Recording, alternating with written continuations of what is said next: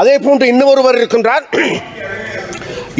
இருக்கின்றார், வேறு யாரும் அல்ல, இந்த நாட்டில் இருக்கின்ற விசேடமாக யாழ்ப்பாணத்தில் இருந்து பிரதிநிதியாக வந்திருக்கின்ற பாராளுமன்ற உறுப்பினர். அப்ப அந்த பாராளுமன்ற உறுப்பினர் அவருடைய பாட்டனும் அரசியல் செய்தார், அவருடைய அப்பரும் அரசியல் செய்தார், இவரும் இன்றைக்கு அரசியல் செய்யும். அப்பனாலையும் பாராளுமன்றத்துக்கு வர முடியாமல் போய்விட்டது.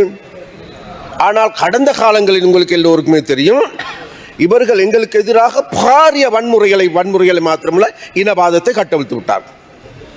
அப்ப இனவாதத்தை கட்டவிழ்த்து விடுகின்ற பொழுது எங்களுக்கு நன்றாக தெரியும், அதாவது இந்த கஜேந்திர பொன்னம்பலம் என்பவர், அவருடைய பாட்டன், அவருடைய அப்பர், இவர் எடுத்துக்கொண்டாலும் இனவாதி.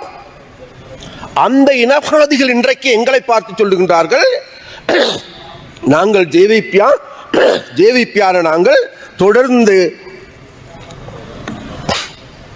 இந்த நாட்டில் வாழுகின்ற தமிழ் மக்களுக்கு எதிராக செயற்பட்டோம். நான் கூறுகின்றேன், அந்த கஜேந்திரகுமார் பொன்னம்பலம் அவர்களுக்கு நாங்கள் ஒரு தடவை அல்ல 2 தடவைகள் இந்த நாட்டில் ஆயுதம் ஏந்தி போராடியவர். 2 தடவைகளும் எங்களுக்கு 80,000க்கு அதிகமான எங்களுடைய தோழர் தோழிகள் தலைவர்கள் படுகொலை செய்யப்பட்டார்கள்.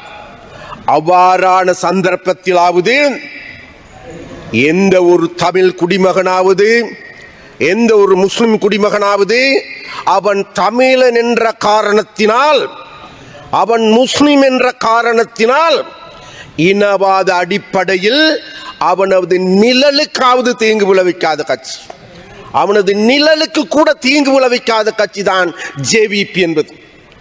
அதன் காரணமாகத்தான் கஜேந்திரகுமார் பொன்னம்பலம் அவர்களே கடந்த பொது தேர்தலில் உங்களை புறம் தள்ளிவிட்டு, உங்களுக்கு இதற்கு முன்னர் 2 ஆசனங்கள் இருந்தது, உங்களை ஒரு ஆசனத்துக்கு தள்ளிவிட்டு யாழ் மாவட்ட மக்கள் எங்களை 3 பேரை தெரிவு செய்திருக்கின்றார்கள்.